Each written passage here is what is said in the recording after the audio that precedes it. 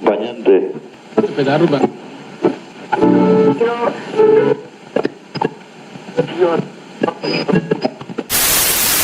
0 horas, 0 minutos.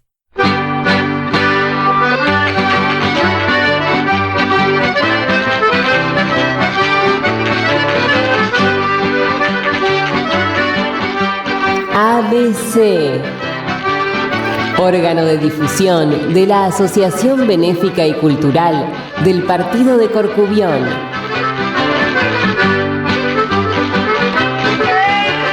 Idea y producción, Daniel Alejandro Pasos.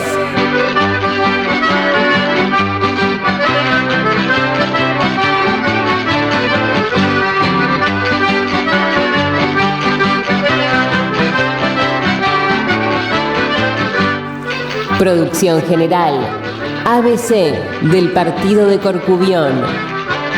Buenos Aires, Argentina.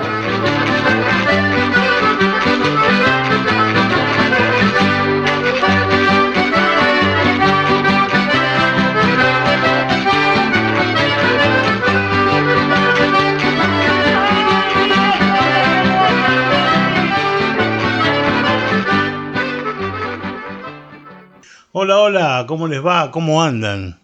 Un programa más de Radio ABC, como siempre digo.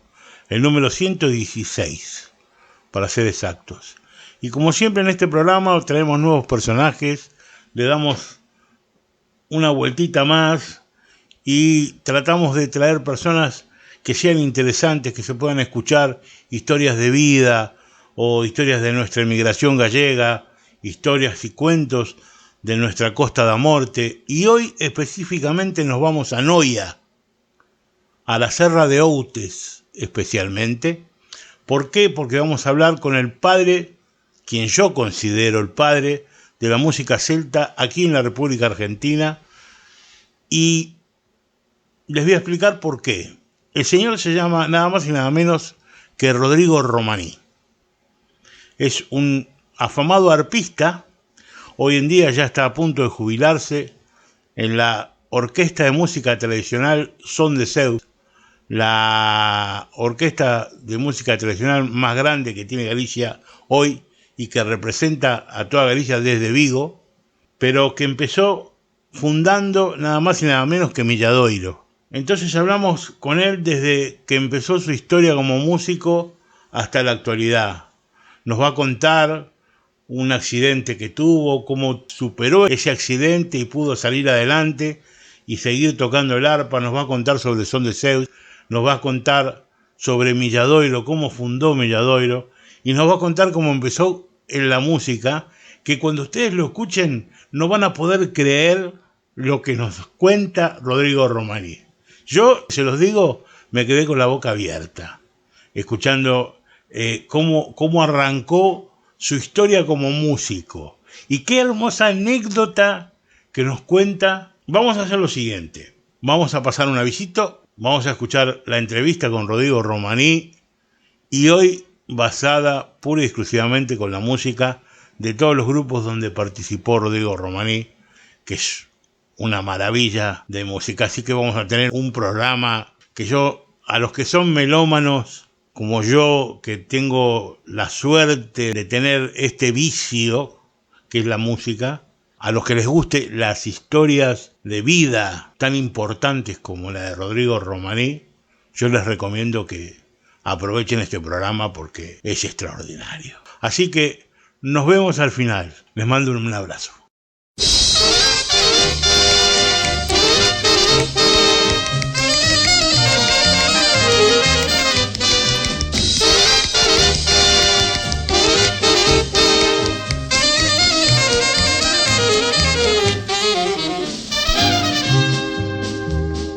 No quiero que me supliques que yo te quiera, no quiero verte llorar, ni quiero que pases pena. Despreciaste mi cariño cuando yo te lo entregaba, un cuchillo me clavaba en mitad del corazón. Lo mismo que Le voy a preguntar, ¿usted se viene preparando para el 1 de mayo? Ya faltan poquitos, ¿sí? ¿Y sabe lo que hacemos nosotros en el Corcubión el 1 de mayo? La gran comida del cocido gallego en nuestra sede de Vicente López, en la calle Juan Carlos Cruz, 1871, y ahí lo esperamos desde las 13 horas. ¿Quiénes van a estar? Los Gavilanes de España, señores. Y además van a actuar el conjunto Alborada de gaitas y de baile. La vamos a pasar bien, nos vamos a comer un cocido de esos gallegos que vale la pena, postre, café y por supuesto va a haber queimada y la vamos a pasar entre amigos como corresponde. ¿Cuándo? Acuérdese, el 1 de mayo en la calle Juan Carlos Cruz, 1871, en Vicente López.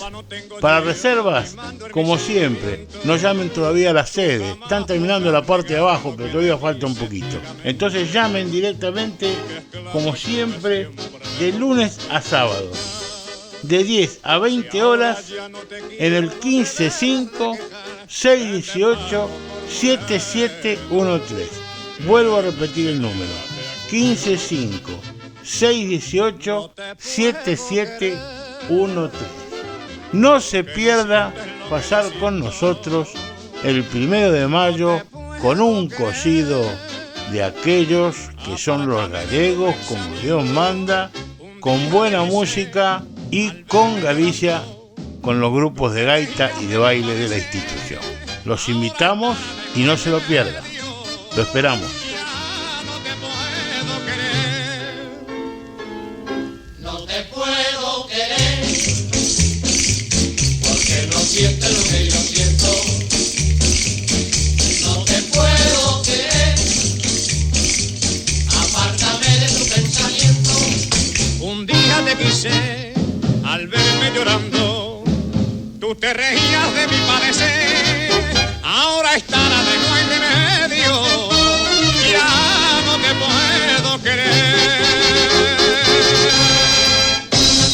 Buenos días, buenas tardes, buenas noches tengan todos ustedes.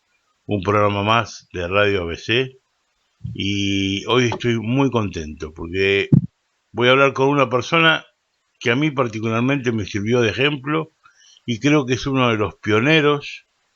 Yo no puedo decir padre porque el padre por ahí es mucho, pero sí es uno de los pioneros de la exaltación y transformación de nuestro folclore tradicional para darle una vuelta de tuerca y volverlo a resurgir entre los que somos amantes de esta música y ofrecerle al público un trabajo extraordinario como es la de la música tradicional gallega.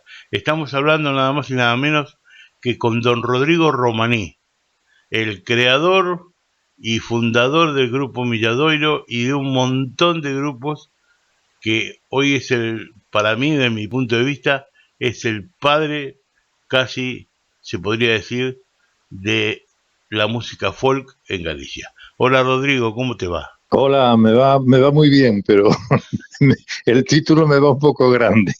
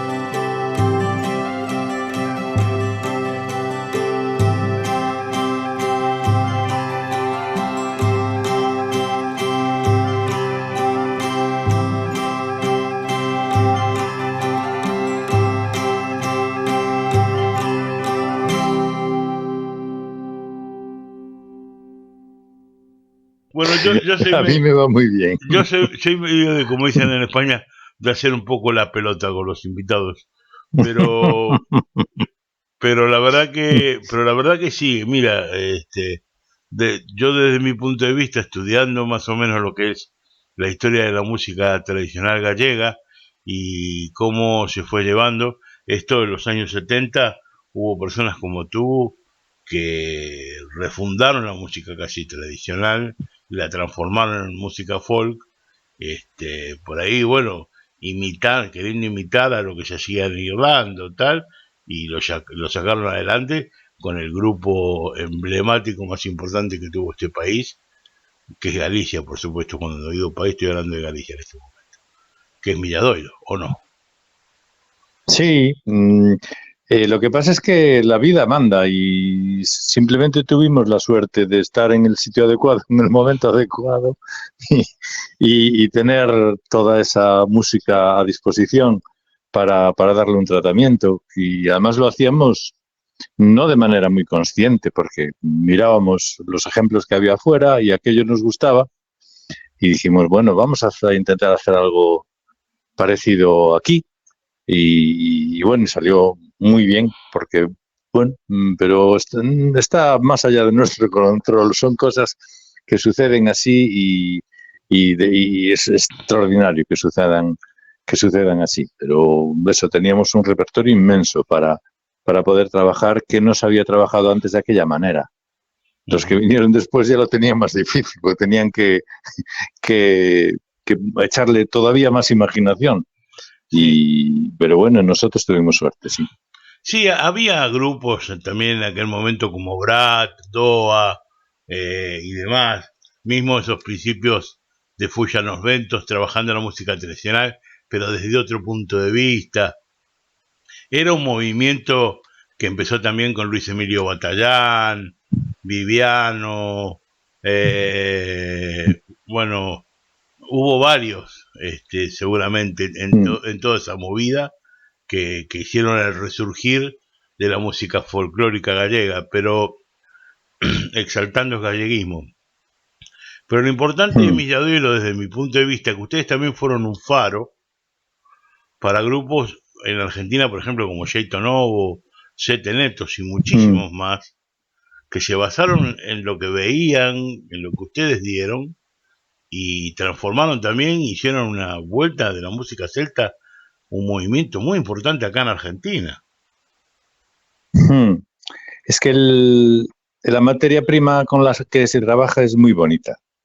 Y yo ahora, por ejemplo, estos días que estamos preparando pues un festival que hacemos todos los años en Noia, un festival internacional de arpa, estábamos preparando una foliada, o sea, un baile para que la gente baile, en vez de gaita y percusión, con arpa y percusión, o sea, la percusión tradicional, pero sustituyendo las gaitas por las arpas.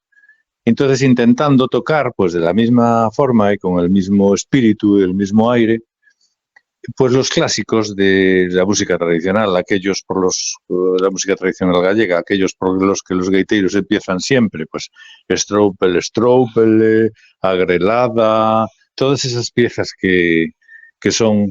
Y resulta que 50 años después siguen siendo muy bonitas y después de estar tocadas millones de veces por millones de personas, y siguen siendo preciosas. Y yo creo que ahí está el secreto. El secreto que te permite el goce y que te permite entender que mucha gente no lo deje nunca, porque la gente que se engancha a este tipo de música no la deja nunca, por más que se repitan las piezas y los temas. Y bueno, yo creo que tiene algo de magia en ese sentido, ¿no? Mira, es la primera vez que estamos hablando quizás un poquito más profundamente contigo, y la gente muchas veces aquí en Argentina te ha visto en los escenarios de los grandes teatros que han venido cuando has venido tocando con Milladoiro y demás. Sé que ya hace muchos años que no estás ahí y que has evolucionado y que has sido productor también musical y demás, pero vamos despacio. Yo quiero que sepan la gente que está escuchando este programa cómo empezó Rodrigo Romani, cómo fue su vuelta de tuerca, cómo fue su primera experiencia y con qué instrumentos y cómo llegó al arpa. Pues yo empecé de adolescente. A mí lo que me gustaba, a lo mejor suena raro, eran los chalchaleros. A mí eso era lo que más me gustaba. A mí me gustaba esa música, me aprendía los punteos, me aprendía los bordoneos, me gustaba muchísimo todo el repertorio de chalchaleros y después también de otros, de fronterizos y bueno, pero otros grupos, pero sobre todo era los chalchaleros. Y tocaba en casa la guitarra, pues, y cantaba con los discos y me gustaba muchísimo. Y un poeta, amigo mío, que escribía en gallego, me dijo, ¿por qué no le pones música a los poemas que hago yo? Entonces ahí entré al mundo de lo que se llamaban los cantautores. Y era en la época en que empezaba Franco ya a desaparecer, el régimen y todo esto. Entonces el movimiento de la gente joven en aquella época era pues la canción protesta. Entonces yo me apunté a ese carro. Y cuando estaba solo seguía cantando los chalchaleros, por supuesto, pero después, pues para actuar, pues hacíamos todo esto, ¿no? Y pues que sí, en la época de la represión, pues tocábamos un repertorio, nos prohibían la mitad, nos entraba la policía en los conciertos y todo ese tipo de cosas. Pero era todo como muy imitando pues la música francesa o la música catalana. Digamos, era cantante con guitarra, era el modelo y poco a poco conocí a gente que me hizo pensar un poquito mejor sobre este asunto y pensar que la música popular, que de la gente que hablábamos, que era del pueblo y de la revolución y de tipo de estas cosas, tenía una música que nosotros no utilizábamos. Y fue ahí por donde nos empezamos a meter con la música tradicional, yo y unos amigos, y eso cristalizó después en Milladoiro. Pero realmente la entrada fue por ahí, ¿no? Y después ya todo vino muy fácil, porque claro, al conectar directamente con la música de ese pueblo que decíamos defender y reivindicar, pues ahí ya se nos abrió un mundo de posibilidades y después ya con la desaparición del régimen, o bueno, o por lo menos la desaparición del dictador, se abrieron un poco más las cosas y entonces la gente empezó a crear cosas de todo tipo. Uh-huh. Y era aquello hervía, aquello de creatividad. Entonces ya pues nos fue relativamente fácil mirar al exterior, porque antes no podíamos mirar al exterior, y inventar un modelo propio para darle otra vuelta de tuerca, como tú bien decías, a la música de tradición oral, tanto de gaita como de canto, fundamentalmente de gaita. Uh-huh. Yo verdaderamente me ha dejado prácticamente casi sin palabras. Cuando me decís que empezaste, tu primera experiencia fueron con los chanchaleros y los fronterizos, que son música netamente pues folclórica sí. Argentina, y exactamente.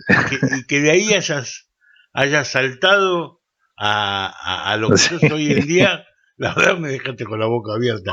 ¿Qué quieres que te diga? Y los cantores del Quillaguasi también me gustaban mucho. Uy, Dios mío. Bueno, pues mira, yo los vi, los chalchaleros eran mis héroes, porque los vi cuando debía tener 15 años o así, en un teatro en Lugo, en el Gran Teatro de Lugo. Ellos venían de gira y era un domingo por la mañana, creo, o algo así. Y éramos en el teatro en total 4 personas. Y salieron los chalchaleros al escenario, hicieron el mejor concierto que te puedas imaginar para 4 que éramos allí.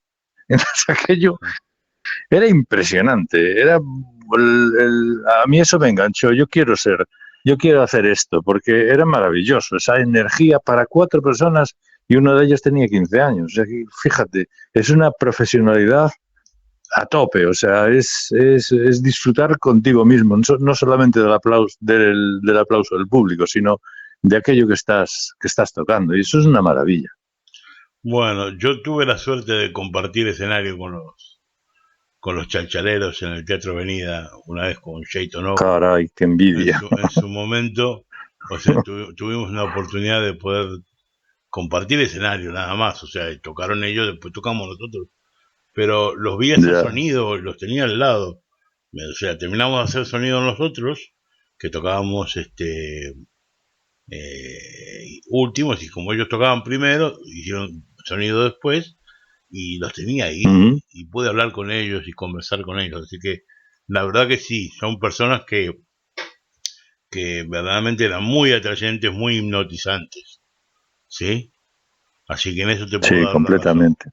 Ahora, tú, Ujú, yo digo, hay el primer disco de Milladoiro, y discúlpame que todavía siga con Milladoiro, pero bueno, tú tienes que entender que estás hablando en una radio donde hablamos de primeras experiencias, y esa fue ujú, tu primera experiencia.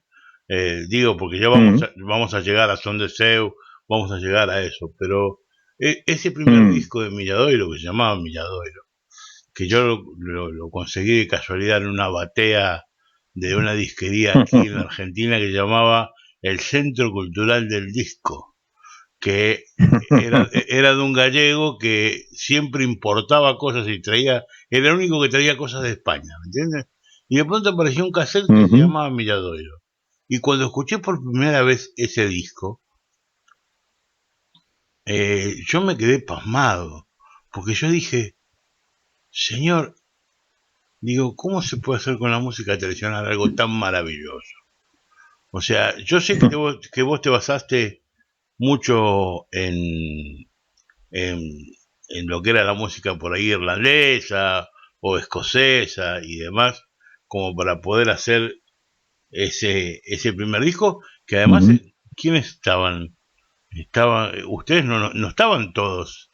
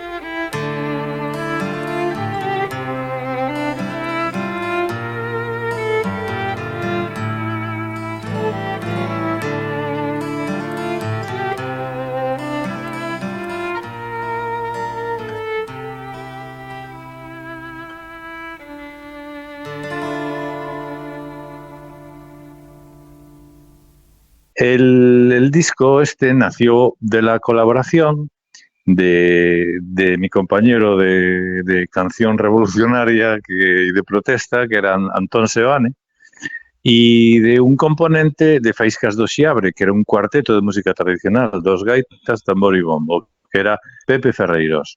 Y entre los tres hicimos ese disco que no sabía cómo situarlo. Y pues andaban la zanfona por el medio como un instrumento a reivindicar, andaban cosas muy un poco estructuradas, pero con mucha imaginación. Y nos inspiramos mucho en, aparte de, bueno, de lo que teníamos alrededor, que todavía no habíamos llegado en ese momento a la música escocesa, irlandesa. Estábamos un poco con la música medieval, con la fantasía medieval del Camino de Santiago y todo eso.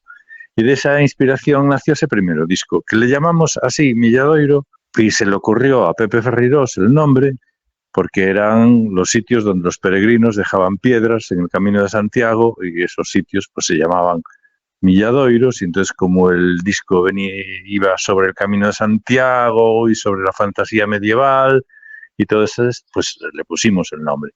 Y después, más adelante, ya pensamos en armar algo un poquito más vinculado a la música tradicional y ya más influenciado por la música irlandesa y escocesa. Y el nombre de ese grupo pues se le aplicó el título del disco Milladoiro, que ya hicimos el primer disco como Milladoiro, que fue A Galicia de Maeloca, exactamente. Que fue además meter un músico fuera de Galicia y con la particularidad de meter un músico como Michel Canadá, que un francés, en esa pata gallega que le dio también una vuelta de tuerca, ¿no? ¿Verdad? Pues sí, efectivamente, porque en aquella época los músicos de violín en Galicia eran muy escasos, era muy difícil encontrarlos. Y apareció Michel, que tenía mucha creatividad, que estaba casado con una chica gallega, y claro, nos dio la combinación perfecta aunque la primera violinista vino de Uruguay, antes de Michel Canadá, que era Laura Quintillán, y era hija de gallego, se trasladó de Uruguay a Galicia y fue la que grabó el primer disco de Milladoiro, A Galicia de Maeloca. A partir de ahí después ya entró Michel, exacto. Uh-huh. Ahora, ¿cuántas giras hicieron? No me acuerdo. La verdad es que no tengo memoria de todo eso. Sé que en Argentina hicimos 2, que en Estados Unidos hicimos 3, pues en Japón 2, y después por Europa pues hicimos muchas, porque claro, por Europa ya no eran solo giras, ya era pues conciertos de un día para otro, y porque bueno, en Europa se podía viajar más rápido y bueno, pero la verdad es que no me acuerdo. Son muchísimos. No. Sí. Y nosotros tuvimos la suerte aquí en la Argentina, que no la tuvieron por ahí muchos países a donde fueron de gira, que ustedes grabaron un disco doble aquí en la República Argentina, sí, en vivo.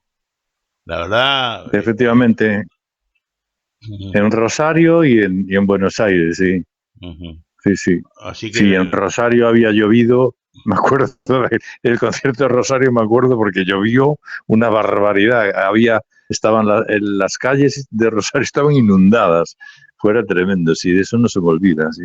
Uh-huh. Y bueno, y una imagen del río corriendo, bueno, eso era maravilloso también, sí. Hay imágenes que no se te quedan los recuerdos, para mí se me quedan, pero sí se me quedan las imágenes, eso sí. Uh-huh. Eso sí, las imágenes se te quedan grabadas en la retina. Sí. Sí. Bueno, después de un montón de años de trabajar en Milladoiro y de haber hecho el trabajo extraordinario que hicieron, que yo creo que bueno, son merecedores de no solamente el respeto, que sí lo tienen, sino que además se tenían que ser merecedores de ser representantes de la música gallega de alguna manera a través de todo, por todo el mundo, como corresponde, desde mi punto de vista. Hay un sigma determinado en el cual dijiste, bueno, hasta acá llego. Sí, ¿Por qué fue ese sigma? ¿Se podría saber?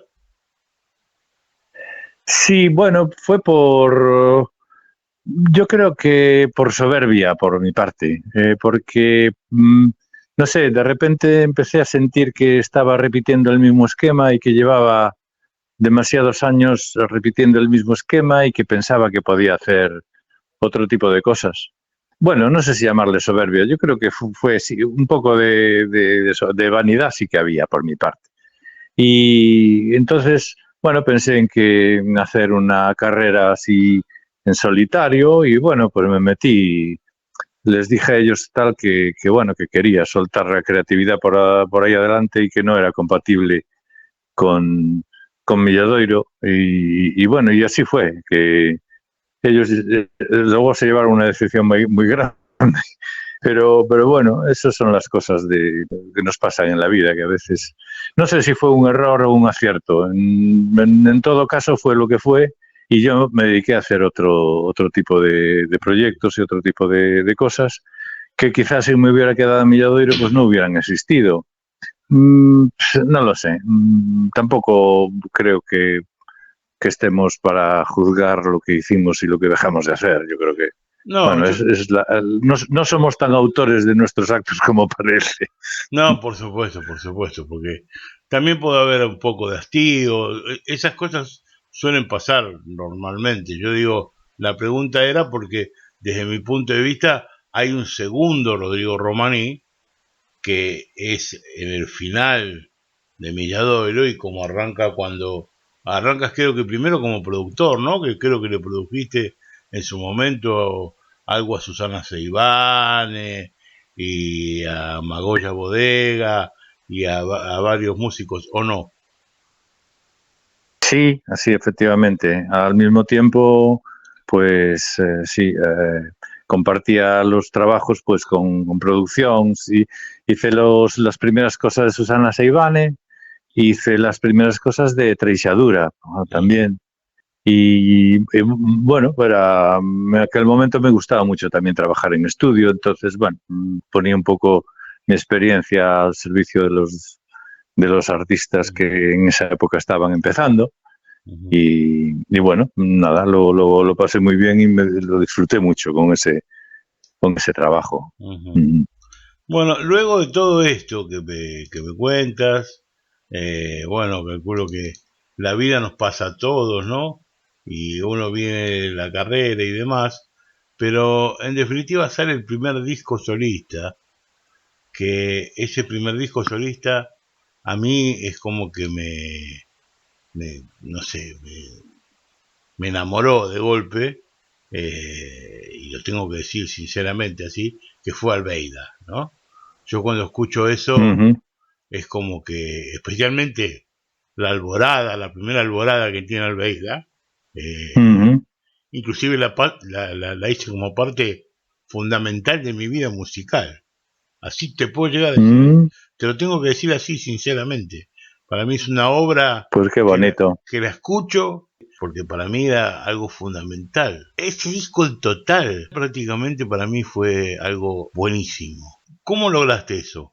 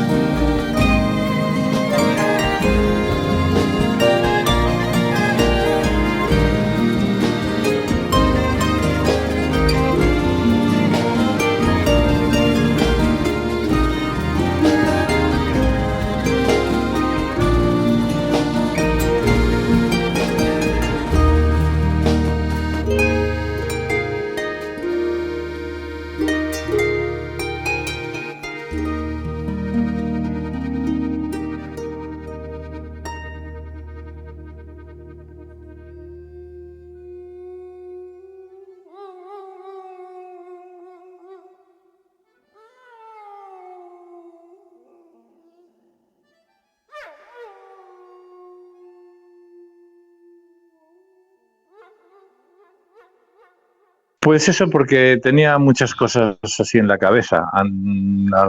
Eh, Cuando surgió lo de separarme del grupo es porque tenía muchas cositas en la cabeza que quería hacer. Y entonces salieron todas ahí, en ese disco. Y claro, ese disco había una casa discográfica que se llamaba Boa, que apostaron muy fuerte por ese disco, porque además ahí hay muchas colaboraciones y, por ejemplo, una de los temas pues es una composición que hiciera yo para arpa y orquesta sinfónica y la fuimos a grabar a Praga y la casa de discos puso el dinero para irnos a Praga, pagar la orquesta sinfónica y la grabación allá.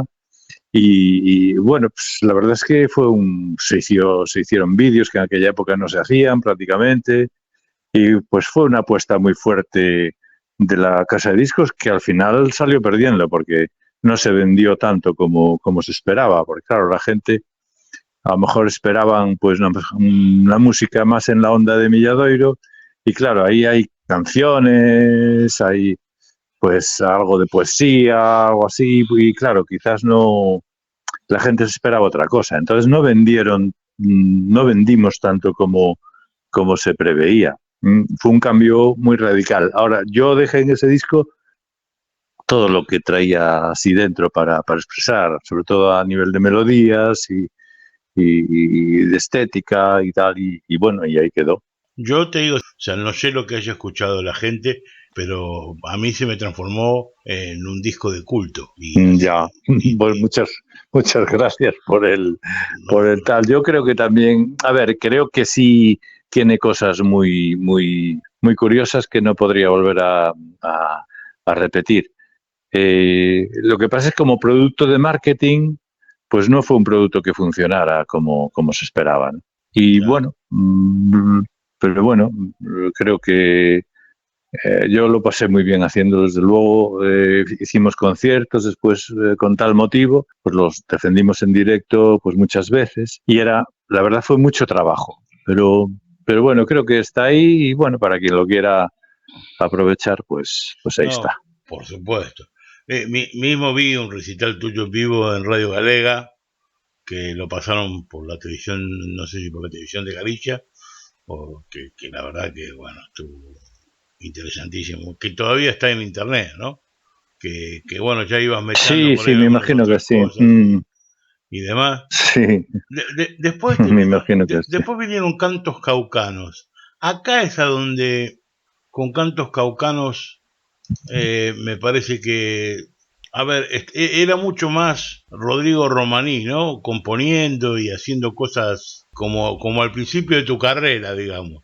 De ese canto de protesta o demás, ¿no? Pero usando el arpa. Claro, el Cantos Caucanos es un disco hecho en base a poemas de Antón Avilés de Taramancos, que era un poeta de Noia y era amigo, y yo no sabía que era tan buen poeta, hasta que se murió y unos años después se le dedicaron el Día de las Letras Gallegas. Entonces, con tal motivo, pues yo pensé en hacer un disco con poesías de él, y realmente no las conocía tan a fondo y las empecé a leer y me gustaron tanto y me gustó mucho la sensación, lo que expresaba a Avilés, que era la doble saudade, ¿no? Lo que él llamaba saudade revertida.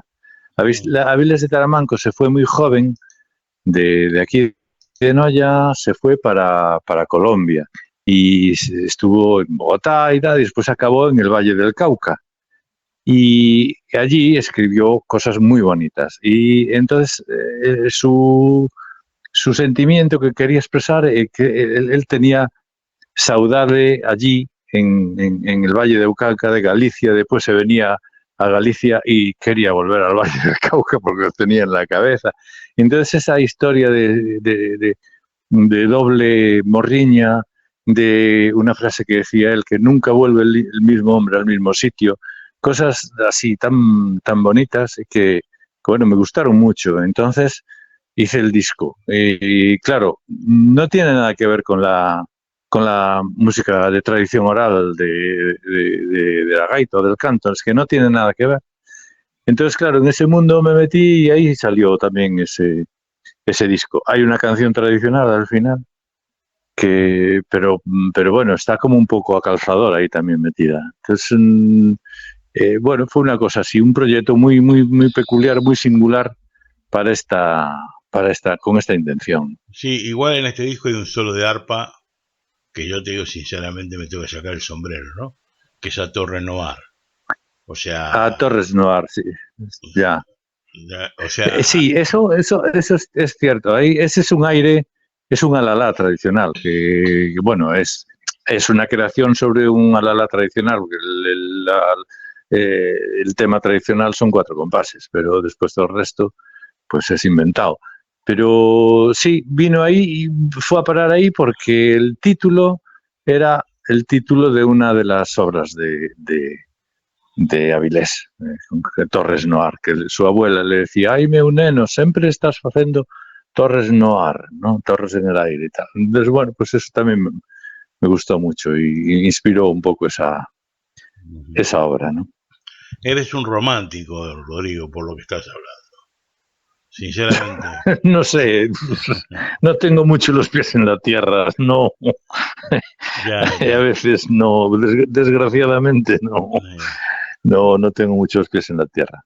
Creo que después de Cantos Caucanos es donde viene el cisma tan importante que tuviste, en el cual tuviste un accidente muy grande y tuviste lamentablemente el problema de,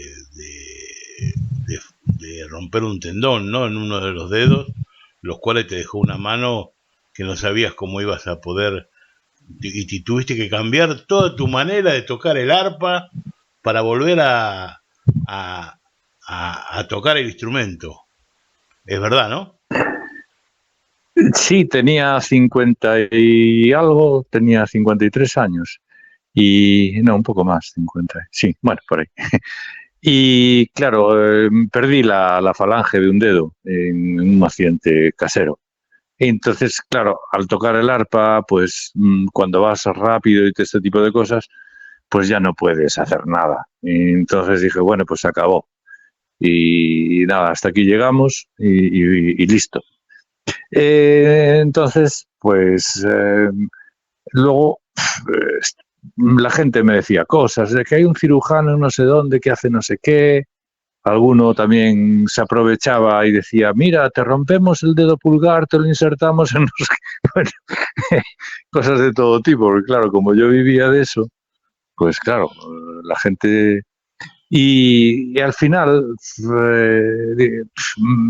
digamos que pasaron 4 o 5 meses así de resignación absoluta, pero después un día pues fui a mirar y resulta que en el arpa nunca se toca el dedo meñique, nunca.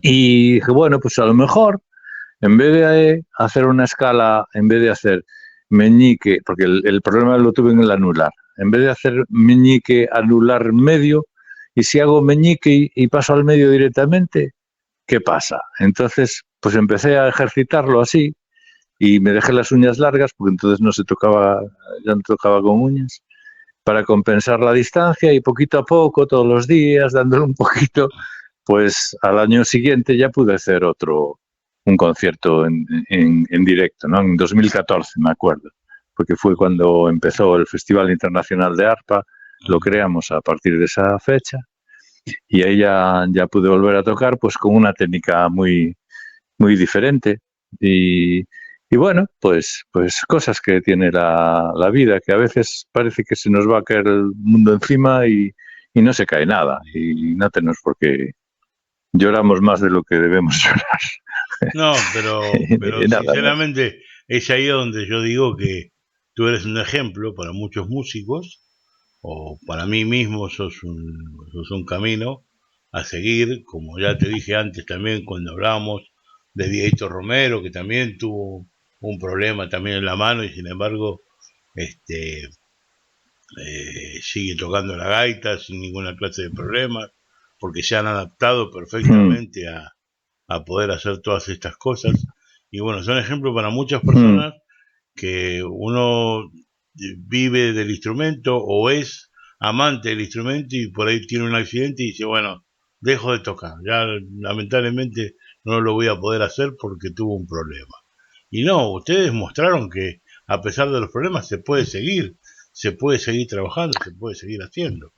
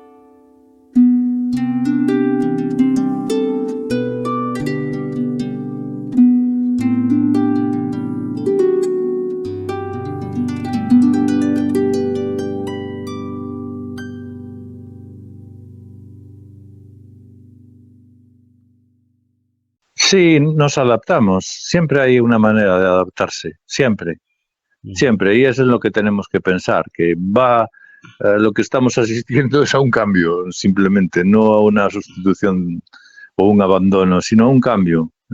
Siempre sucede lo mismo. Entonces, a veces pues nos desesperamos de más, porque no... Hombre, el duelo hay que tenerlo, pero una cosa es tener el duelo y otra cosa es venirse abajo como... Y pues no, que va, para nada. Siempre hay un camino para la adaptación, siempre. Y bueno, a ver, más allá del cambio, que me imagino que te ha servido también para reflexionar en tu vida y demás, de alguna manera llegas a Son de Seu, ¿no? Como director de Son de Seu, como director general de Son de Seu.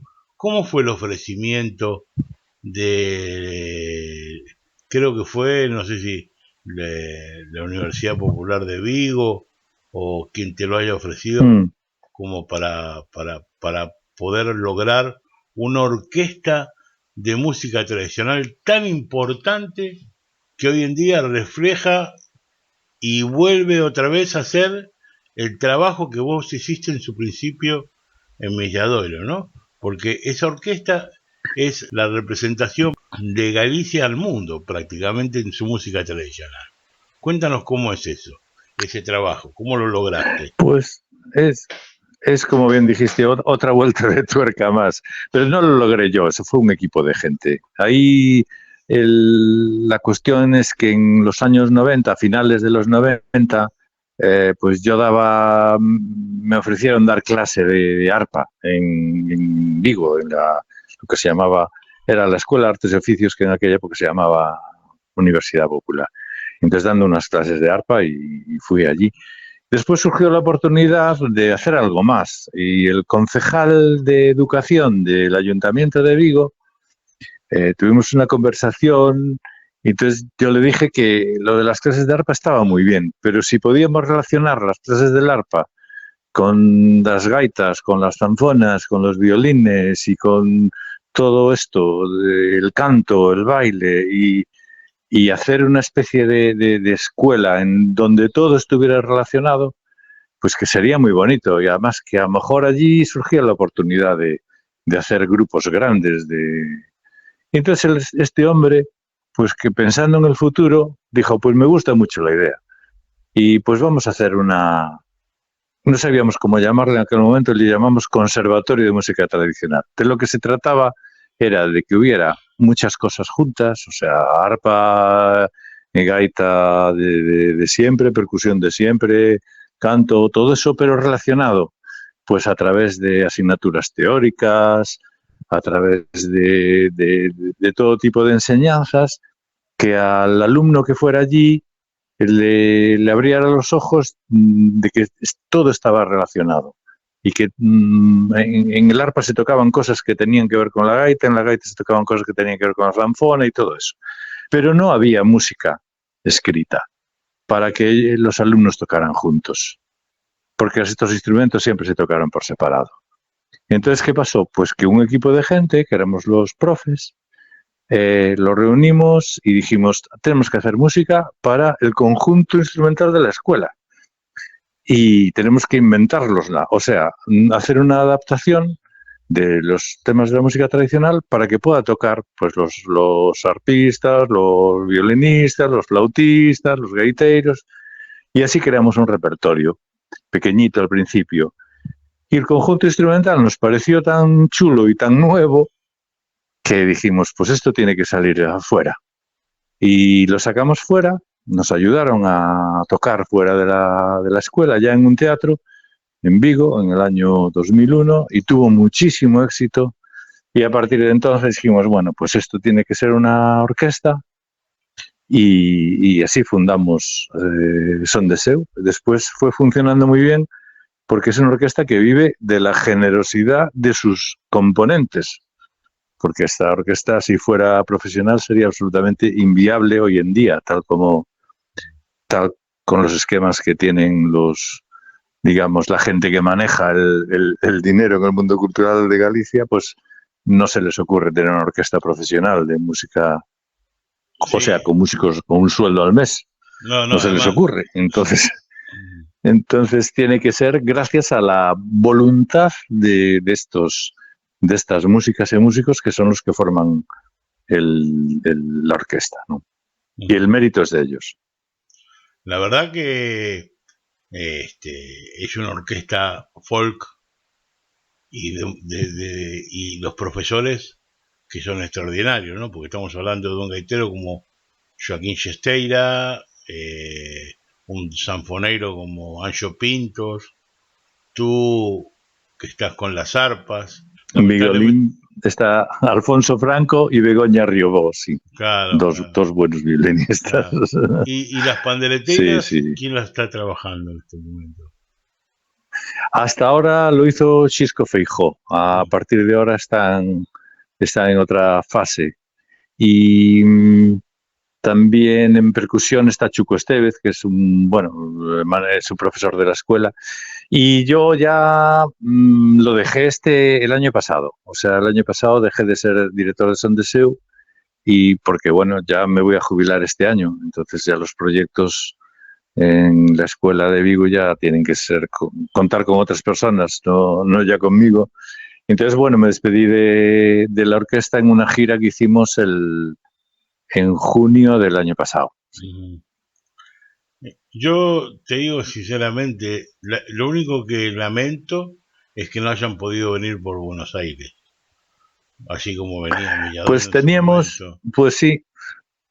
teníamos una gira proyectada por el Cono Sur, estaba sobre todo Chile y Argentina, pero vino la pandemia, estábamos en gestiones con el gobierno de Galicia, con Cultura, para ver si nos ayudaban a hacer la gira, porque claro, son muchos gastos, mucha gente, y en eso apareció el COVID y ya se fue al traste todo. Sí, efectivamente, es una pena, sí. Bueno, yo lamentablemente los músicos, tú sabes, Rodrigo, no nos jubilamos nunca. O sea, a ver, yo no te veo, perdóname, no, te lo digo con todo el corazón. Sí, descansarás un poco más y demás, dejarás ciertas obligaciones que son las tales, pero yo creo que como un músico no te vas a jubilar nunca. Hombre, no, la música no te deja, ¿no?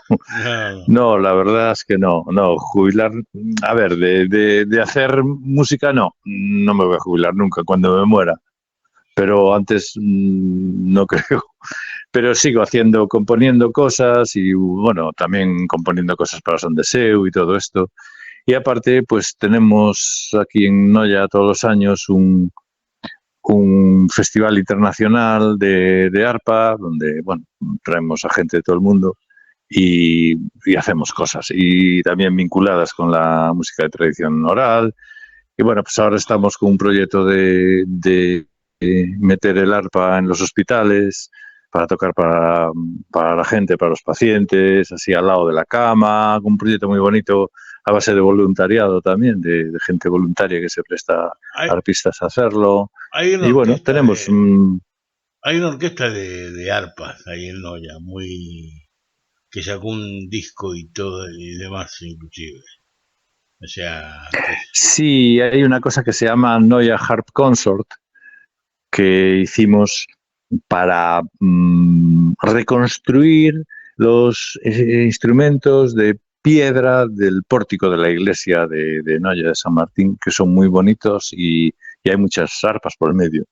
Entonces hicimos un proyecto para convertir los instrumentos de madera en instrumentos reales y hicimos un disco con eso, que está a libre descarga en internet, en el portal del festival, se llama Noia Harp Fest. Y nada, estamos con estas cosas. Este año viene Son de Seu precisamente al festival a estrenar un par de obras originales, una mía y otra de Anxo Pintos. Bueno, claro, seguimos en lo mismo, pero ya de otra manera, sí. Sí. Nosotros tenemos la suerte de tener acá un alumno de Anxo Pintos que está tocando con nosotros, bueno, que lo queremos mucho. Él es argentino y empezó a tomar clases está en nuestra institución, ¿no? Que es el ABC del Partido de Constitución. Nosotros somos los representantes de la Costa da Morte aquí en la República Argentina. Y, y empezó a tomar clases con Angios Pintos vía internet y demás, hace muchos años ya, vía online. Y después el año pasado se fue para allá y se fue a tocar con Angios Pintos, inclusive estuvo tocando porque él está egresado de la Escuela de Artes y Oficios.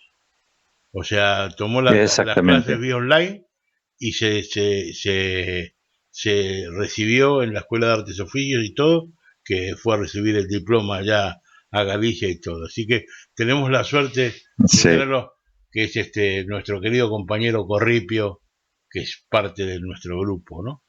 Y al cual quiero y sinceramente muestra, yo lo que quiero comentarle a la gente es cómo es el trabajo que tú has logrado conjuntamente con toda esta gente que has hablado y cómo dan cultura a muchas personas para que logren y hoy estar espallados inclusive por todas partes del mundo, ¿no?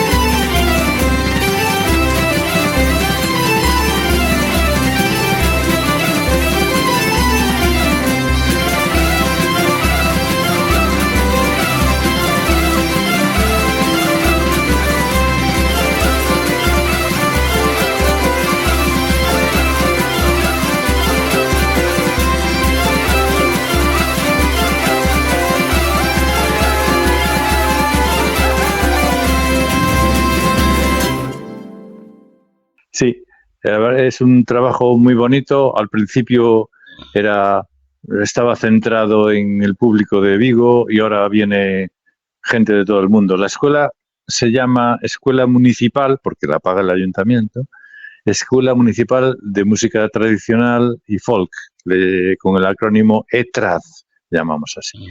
Y bueno, yo es en el puesto de trabajo oficial que vengo desempeñando desde que se creó en 1996, fue cambiando de nombre, aquel conservatorio hoy en día, aquel conservatorio de música tradicional, pues es la ETRAD. Y claro, hoy con la tecnología, con la facilidad de viajar, con todo ese tipo de medios, pues ya es una ventana al mundo de lo que es la música de tradición oral en Galicia. Y bueno, nos encanta porque, bueno, yo ya este año me jubilo, pero la verdad encanta pensar en eso. Por ejemplo, hay un artista del mainstream, bueno, de este tipo de música pues que está de moda, tipo Rauw Alejandro, Rosalía y tal, que se llama Zetangana, que va a hacer un himno sobre el Celta de Vigo, que cumple 100 años. Se lo encargaron a él, que es madrileño, pero es de padres gallegos. Entonces se le ocurrió que la mejor manera era ir a la escuela, a la ETRAD, para enterarse de cómo funciona la música de tradición oral en Galicia para hacer algo bien hecho. Entonces, bueno, pues es un síntoma de que la escuela, con todos esos profesionales que hay ahí, pues es una referencia, ¿no? Y eso está muy bien. Sí, lo que pasa es que, bueno, en definitiva, Vigo mismo, desde ese punto de vista, es como una fábrica interminable de grandes músicos que empezó de la mano, por supuesto, de lo que habíamos hablado antes, que era la Universidad Popular, ¿no? En su momento que se llamaba, con Antón Corral como padre, exacto, como padre fundamental de lo que fue esa escuela, ¿no? Y que su hijo todavía sigue estando enseñando a hacer instrumentos, como tan bueno, así también Luciano con las zanfonas en Lugo y demás, pero digamos que Vigo específicamente fue eso. Tu inspiración como músico, y con esto ya vamos terminando, porque ya estoy abusando demasiado de ti. No, hombre. Pero bueno, tuve la suerte, que no muchos la tienen, de haber estado en tu casa, en la Serra de Outes, sí, ¿no? Y ver efectivamente. ver ese paisaje mismo de donde está enclavada tu casa, ¿no? Y ver en el fondo la ría y demás, eso tuvo que haber sido muy inspirador, ¿no? Para trabajar musicalmente hablando, digo.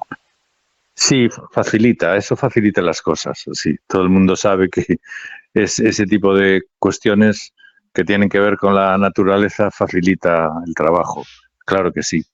Y después también a mí me facilitó mucho el trabajo una cosa que ya desgraciadamente no existe, que fue la gente, el paisaje humano del sitio donde vivía, que era una aldea en la cual todo el mundo colaboraba con todo el mundo. Las puertas estaban permanentemente abiertas, no se cerraban para nada, nadie tenía nada que ocultar, nadie quería ocultar nada y todos estaban al servicio de los otros, que es una ley de supervivencia que hasta ahora no quedaba otro remedio, tenía que ser así. La gente os ayudaba entre sí o en el aislamiento mal se podía vivir si no es con ayuda del vecino.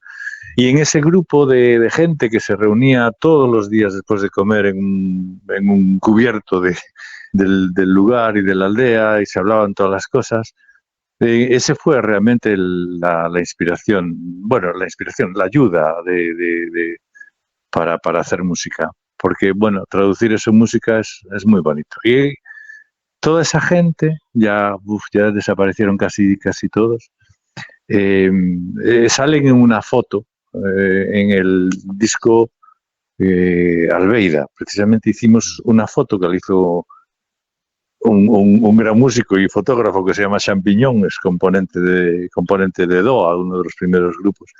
Piñón vino a hacer esa foto y juntamos a todos los de la aldea en una sola foto, como se hacía hace muchos años. Y esa foto un poco es para mí la metáfora de lo que puede hacer la gente para ayudarse, para estar juntos, para hacer una unidad, ¿no? Y eso siempre se logra a través de la cesión. Uno siempre tiene que ceder y ceder, y cuanto más cede, más cosas tiene. Y es un poco el espíritu de que te hace hacer música mucho más fácil. Sale mucho mejor cuando estás así que cuando estás pensando en la competición. Bueno, mira, Rodrigo, yo en nombre del ABC del Partido de Corcubión, que es la institución que me representa, y nuestro presidente, don Carlos Amejeira, y toda su comisión directiva, te queremos agradecer de corazón que nos hayas dado la oportunidad de poder hablar contigo, de poder conocer un personaje como tú, que es un norte para muchos músicos, que nos intentamos transformar en algo fundamental de lo que es nuestra esencia, que es Galicia muchas veces, inclusive para muchos que no son ni siquiera gallegos, pero que aman lo que le llamaron en su momento, que hoy en día ya no se llama más así, pero que bueno, que en definitiva quedó como un sello, que es la música celta. Y ustedes son un poco esos padres de la música celta, por lo menos para los latinoamericanos y por lo menos para los que han venido por acá, ¿no? Porque tú hablas hoy en día con un montón de grupos de aquí, que por ejemplo Sheitonovo en su momento, Setenetos, Achaiba da Ponte, Caminantes de Finisterre. Bueno, podría estar así nombrándote grupo tras grupo tras grupo, que en definitiva hay una movida celta muy grande aquí en la República Argentina, mismo en su momento Poitín también y demás, y todos decían no, porque nosotros habíamos escuchado Milladoiro y ahí empezamos con covers de Milladoiro y arrancamos con eso, y bueno, todo eso se lo debemos a ti, a Ferreiros, a Seoane, a Casal, a los grandes músicos en su momento que nos han mostrado ese camino. Bueno, de verdad, yo te agradezco todas esas palabras y pues es una especie de palmadita en el hombro que siempre es muy bien recibida. Es maravilloso que te den una palmadita en el hombro de vez en cuando. Es genial, de verdad. Sí, muchas gracias. No, al contrario. Y por supuesto, estamos a tus órdenes en Buenos Aires cuando quieras venir. Ahora que te jubiles y tienes ganas de pegarte unas vacaciones. En este momento no te lo recomiendo porque está el país, lamentablemente, en un problema de ebullición. Pero después de que pasen las elecciones a fin de año, ya calculo que calmarán un poco las cosas y veremos ahí a ver Ojalá. qué nos depara nuestro Señor. Pero Ojalá. Más allá de eso, sería un honor que vinieras por aquí, por Argentina, y que podamos recibirte con las manos abiertas. Pues muchas gracias. Tendré en cuenta tus palabras y ojalá se produzca. Así. Bueno, un abrazo para todos y muchas gracias desde ya.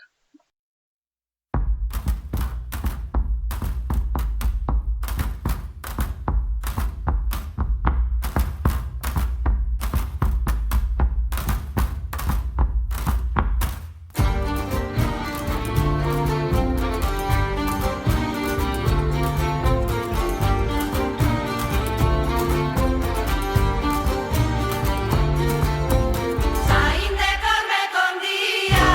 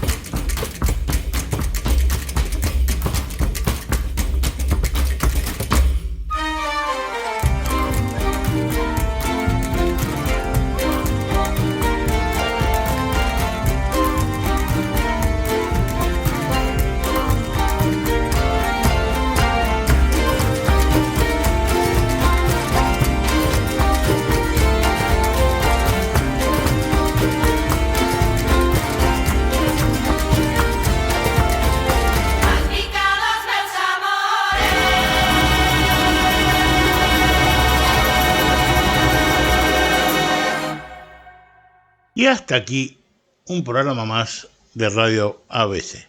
Les agradecemos, hoy no hay yapa porque es un programa que se me fue un poquito la mano, pero valió la pena sinceramente con respecto al tiempo porque es una historia fascinante la de Rodrigo Romaní y lo sigo catalogando para mí como uno de los mejores músicos de Galicia y bueno, se merece habernos pasado un poquitito de tiempo escuchándolo como lo escuchamos y también escuchando un poco de toda esa música que pasé, es toda compuesta por él en su mayoría o si no es de tradición pero arreglada por las manos de él, así que la verdad es un honor haber hecho un programa como el que hice hoy y que ustedes lo disfruten de esta manera. Bueno, nos vemos, si Dios quiere, la semana que viene. Los abrazo y que tengan un buen fin de semana. Chao.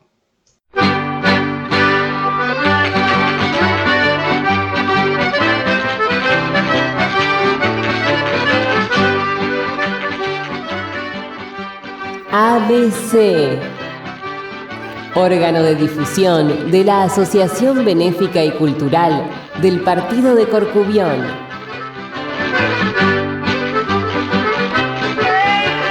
Idea y producción, Daniel Alejandro Pasos.